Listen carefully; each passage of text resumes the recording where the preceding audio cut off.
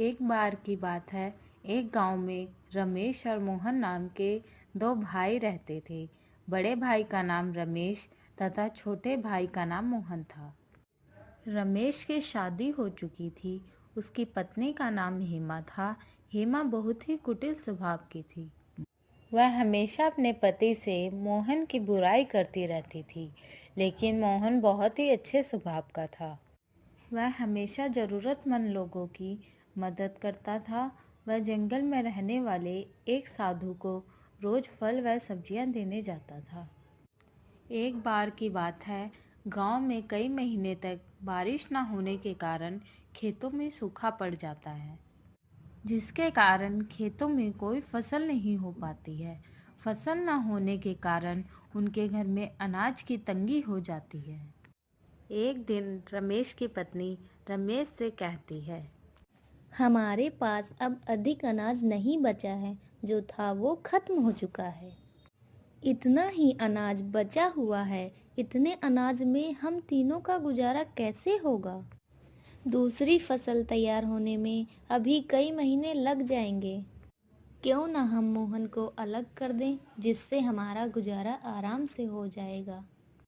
फिर रमेश हेमा से कहता है, तुम सही कह रही हो। हमें मोहन को अलग कर देना चाहिए ताकि हम अपना गुजारा कर सकें। फिर वह मोहन को आवाज़ देता है। फिर उसकी पत्नी बताती है, मोहन घर पर नहीं है, वह कहीं बाहर गया है। लेकिन मोहन साधु के पास गया था।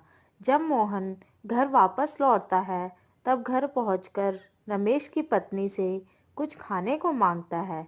तब उसकी पत्नी कहती है, आज कुछ खाने को नहीं है। जो अनाज था वो खत्म हो चुका है। अब मैं खाना कहाँ से लाऊं? तब तक वहां रमेश आ जाता है। फिर रमेश मोहन से कहता है, अब अनाज नहीं बचा है और ना ही इस बार फसल हुई है, इसलिए तुम्हें खुद अपने खाने का इंतजाम करना होगा। मैं तुम्हें पुराना वाला खेत देता हूँ, तुम उसमें अपना गुजारा करो। और ये घर भी मैंने बनवाया है, इसलिए तुम यहाँ नहीं रह सकते। रमेश की ये सारी बातें सुनकर मोहन बहुत दुखी हो जाता है और वहां से चला जाता है।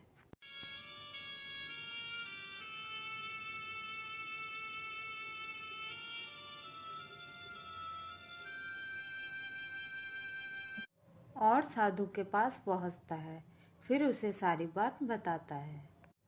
आज के बाद मैं आपके लिए कुछ नहीं ला पाऊँगा, क्योंकि मेरे पास खुद कुछ खाने को नहीं है और मुझे बहुत तेज़ भूख भी लगी है। मोहन की यह बात सुनकर साधु बोलता है, बेटा, तुम चिंता मत करो, मैं तुम्हारे लिए कुछ खाने को लाता हूँ।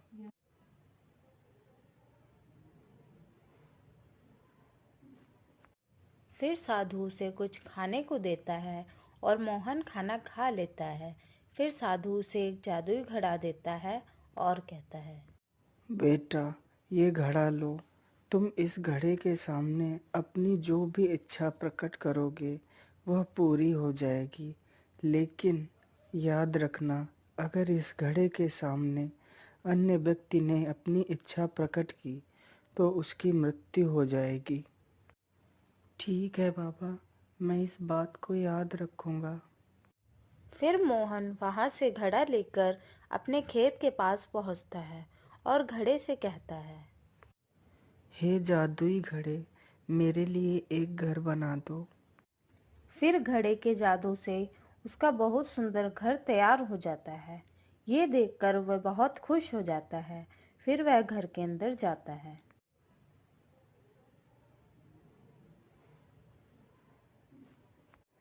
फिर रात को मोहन घड़े से कहता है, हे जादुई घड़े, मुझे बहुत तेज भूख लगी है, मुझे कुछ खाने को दे दो। जैसे ही मोहन खाना मांगता है, उसके लिए तुरंत एक खाने से भरी हुई थाली प्रकट हो जाती है। फिर वह खाना खा लेता है और सो जाता है। फिर एक दिन रमेश अपनी पत्नी से कहता है, पता नहीं मोहन इतने दिनों से कहाँ है, दिखाई ही नहीं देता।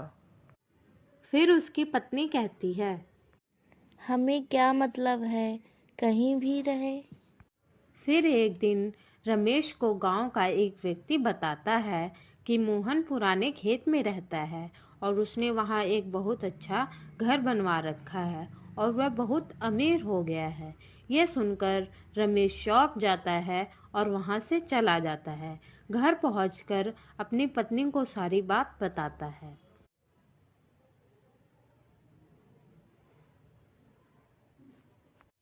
फिर रमेश की पत्नी उसे कहती है, ये कैसे हो सकता है, इतनी जल्दी वो अमीर कैसे हो सकता है। अभी कुछ दिन पहले हमने उसे अलग किया था। फिर रमेश कहता है, हमें जाकर पता लगाना होगा कि वह इतना अमीर कैसे हो गया। फिर वह दोनों रात को मोहन के घर में देखते हैं कि मोहन जादुई घड़े से खाने को मांगता है। फिर घड़े से खाने की थाली आ जाती है। यह देखकर रमेश सोचता है। अच्छा, तो ये इस घड़े से अमीर हुआ है। फिर मोहन खाना खाकर सो जाता है। फिर रमेश घड़े को चुरा कर ले जाता है और सुबह होते ही उस घड़े से कहता है, हे जादुई घड़े, मुझे बहुत सारा सोना दे दो। जैसे ही रमेश अपनी इच्छा घड़े के सामने प्रकट करता है, उसकी तुरंत मृत्यु हो जाती है। यह देखकर उसकी पत्नी जोर जोर से रोने लगती है और कहती है, हाय हाय, ये क्या हो गया आपको, हे भगवान, ये क्या कर दिया आपने। फिर वह दौड़कर मोहन के पास जाती है।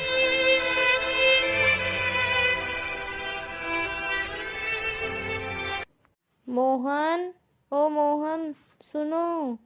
फिर मोहन देखता है कि रमेश की पत्नी उसे आवाज दे रही है। तब मोहन उसे पूछता है, क्या हुआ भाभी? मोहन, तुम्हारे भाई को पता नहीं क्या हो गया है। वह यहाँ से तुम्हारा जादुई घड़ा चुरा कर ले गए थे और जैसे ही उन्होंने जादुई घड़े से अपनी इच्छा प्रकट की, तभी अचानक से वह बेहोश हो गए और जमीन पर गिर गए। यह सुनते ही रमेश दौड़कर साधु के पास जाता है और साधु से सारी बात बताता है। फिर साधु उसे बताता है, जल्दी जाओ बेटा और उस घड़े को अपने हाथों से तोड़ दो। यह सुनकर मोहन दौड़कर वहां पहुंचता है और जल्दी से घड़े को उठाकर जमीन पर पटक देता है, जिससे घड़ा टूट जाता है। घड़े के टूटते ही रमेश जीवित हो जाता है और वह मोहन से कहता है, मोहन, मैंने तुम्हें घर से बेघर कर दिया, लेकिन फिर भी तुमने मेरी जान बचाई। मुझे माफ कर दो मेरे भाई। फिर वह तीनों हंसी खुशी साथ में रहने लगते हैं।